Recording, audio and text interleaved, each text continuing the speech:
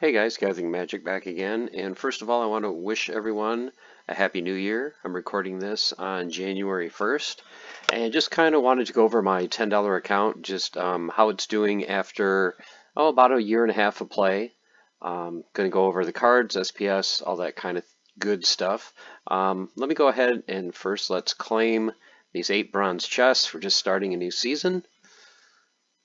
So the grind is on now to get back into, I like to get to 12 or 1300 rating, and then like you guys know, in the last day or two push into silver just so I can get silver chests at end of season.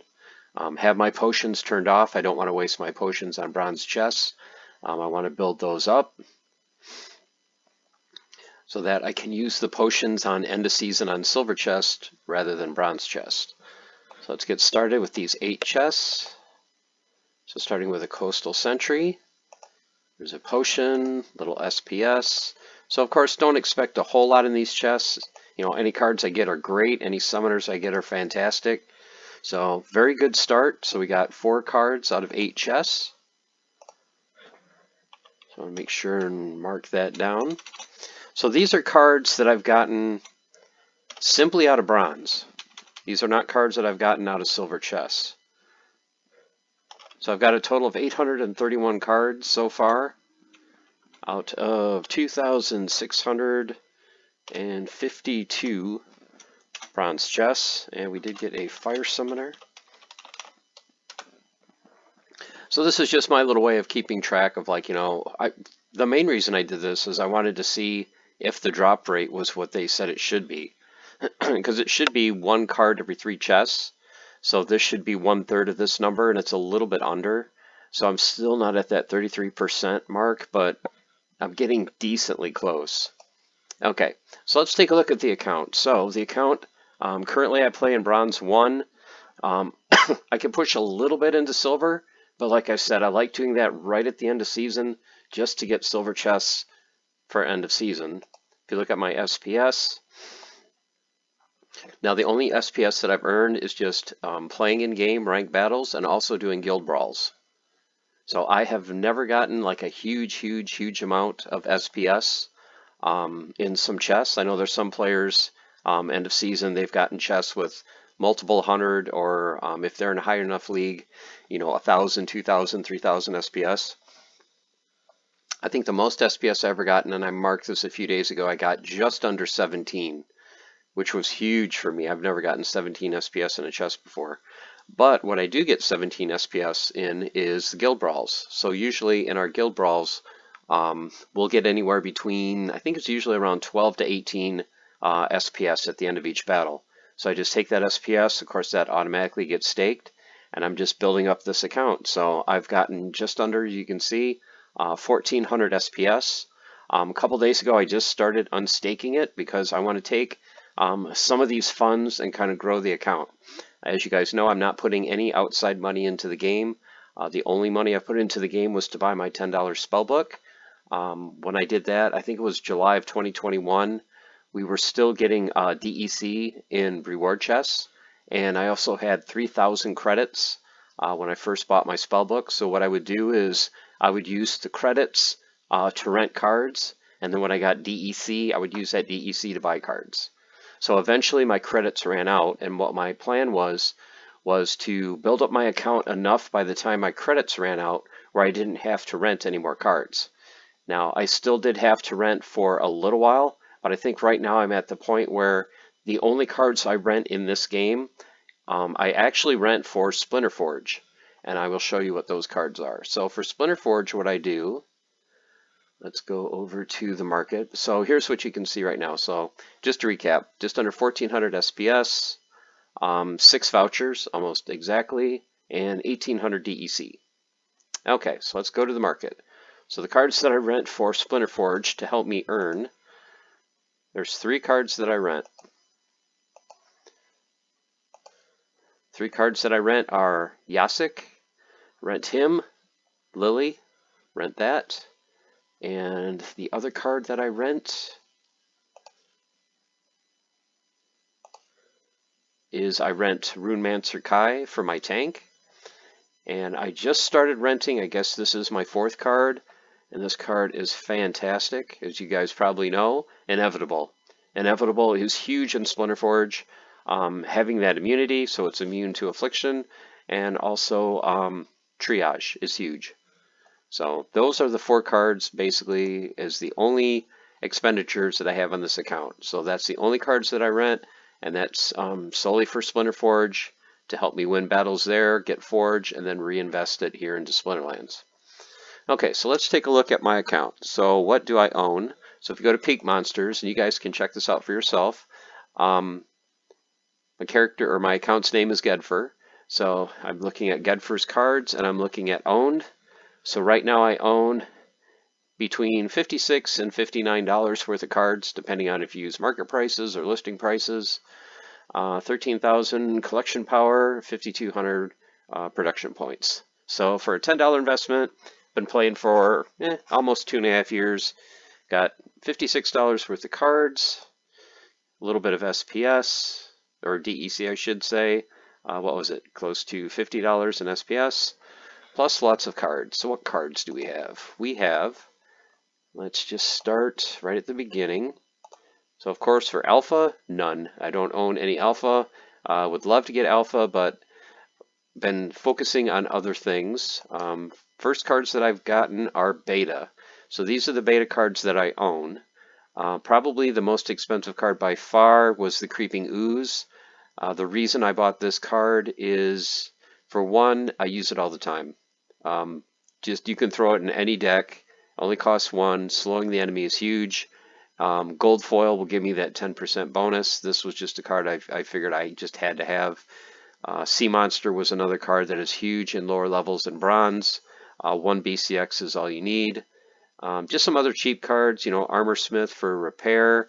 I had to get the chicken. That's another must-have card. I think when I got this, it was around $2. I remember back in the day when this thing was like 15 to 20 bucks for a rare. It was nuts, but yep, got this, I don't know, in the last few months for right around $2.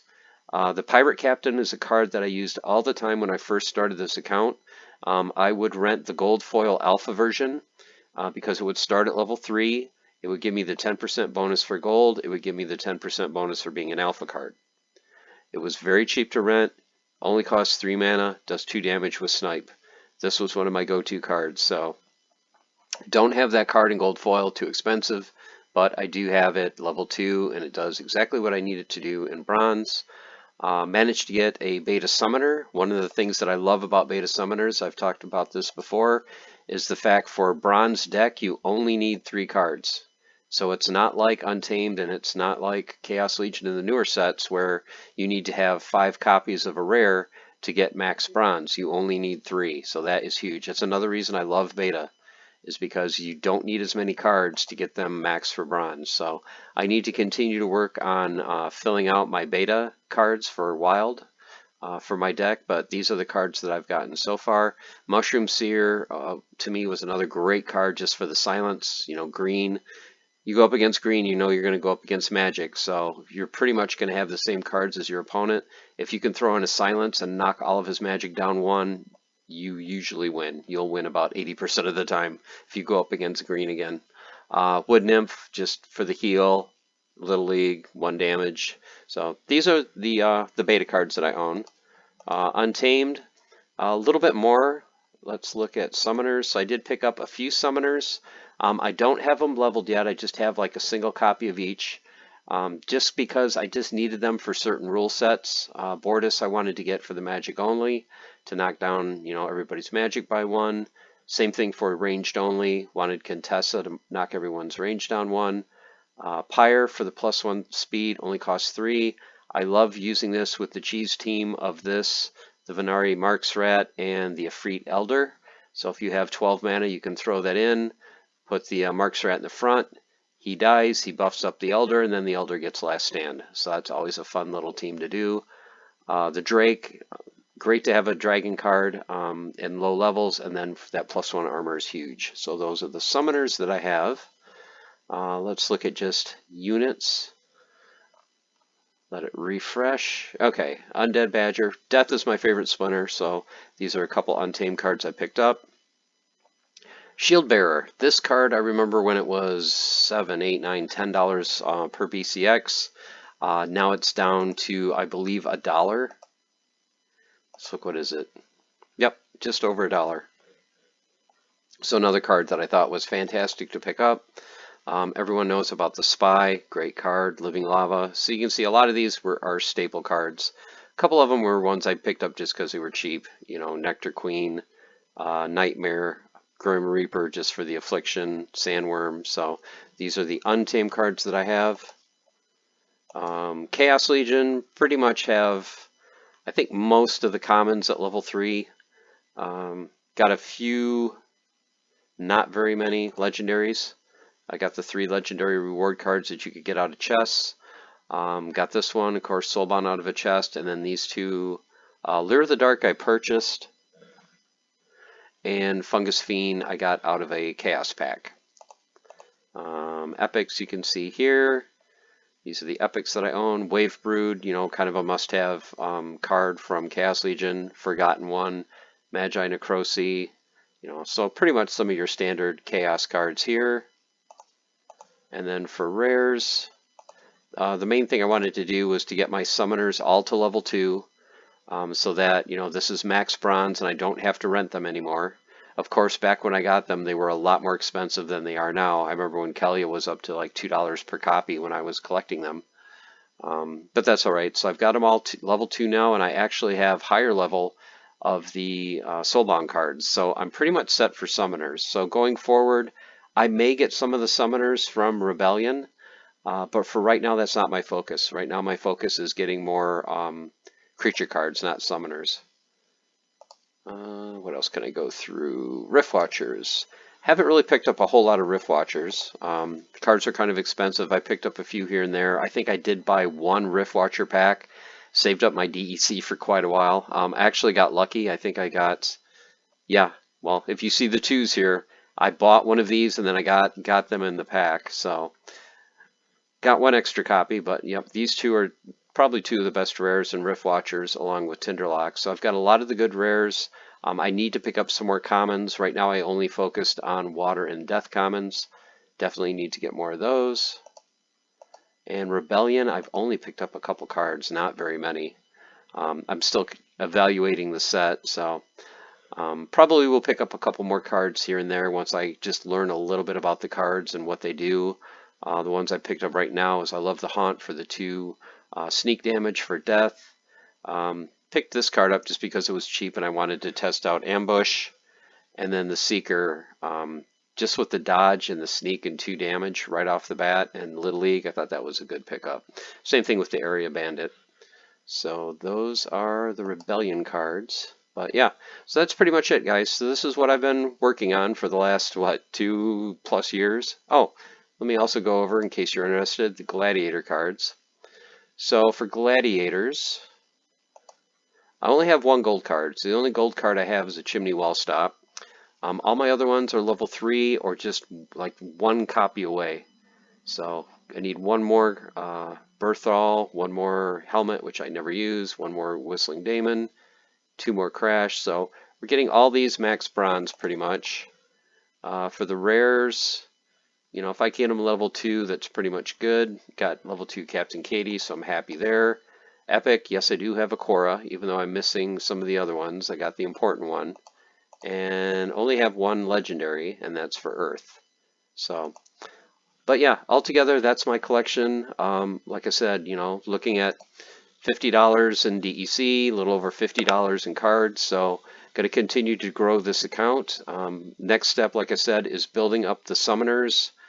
Well, not the summoners, building up the monsters to get everything max bronze, because the reason I want to do that is when I do go into silver, even if it's like silver 3, just to get silver chests, if I can get those on a daily basis rather than just end of season.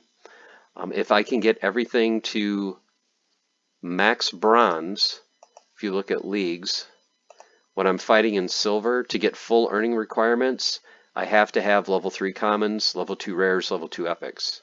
So I'm probably not going to use a whole lot of epics. So if I can get my commons and rares to 3 and 2, I can play in silver and get full earnings. So that's that's my focus right now, is the cards that I use on a regular basis, getting those maxed out for max bronze, and then going from there. And for me, the easiest way to get a card to max bronze, just buy the gold foil version. So that's my focus right now, guys. Gold foil versions for Chaos Legion of commons and rares that I use regularly, and we'll go from there and get it more and more into silver. So there you have it. Just want to give you guys kind of a recap of the $10 account. For me, it's my favorite account of my two. I love the challenge of making every penny count and trying to figure out, okay, how can I scrape up some more DEC? Where can I come up with a little bit of funds to be able to, buy the certain card when I think it's on sale? I've even burned a few Gladiator cards that I haven't used just to get some DEC to buy some cards. Because I know I'm going to get Gladiator packs basically for free. So if I can, I'm going to get those cards replaced. And if I can get a little extra DEC to buy a card here and there, that's what I'm going to do. So hope you guys enjoyed. Hope you guys are having a great start to 2024. And as always, stay the course, keep on forging, and have fun. We'll see you soon.